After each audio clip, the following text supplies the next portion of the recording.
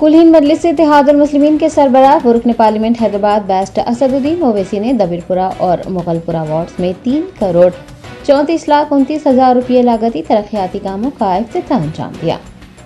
AIMIM की क़यादत में हैदराबाद पार्लिमानी हल्के में करोड़ों रुपये के तरक्याती कामों का आगाज करने का सिलसिला जारी है। सदर मजलिस बैरिस्टर असदुद्दीन ओवैसी ने हल्का असम्बली याकूतपुरा के बल्दी डिवीजन्स दबीरपुरा और मुगलपुरा में कुल 3,34,29,000 रुपये की लागत से तरक्याती कामों का शानदार इफ्तिताह अंजाम दिया। तरक्याती कामों के इफ्तिताह के मौके पर मजलिस के याकूतपुरा रुकन असम्बली सैयद अहमद पाशा खादरी, रुकन कानून साज कौंसल मिर्जा रियाजुल हसन आफंदी, याकूतपुरा हल्के के मुख्तलिफ डिवीजन के कॉरपोरेटर्स के अलावा मुहिबान मजलिस की बड़ी तादाद भी मौजूद रही। मुख्तलिफ इलाकों में आवाम की जानिब से बैरिस्टर ओवैसी का पुरतपाक इस्तकबाल करते हुए उनकी शालपोशी की गई।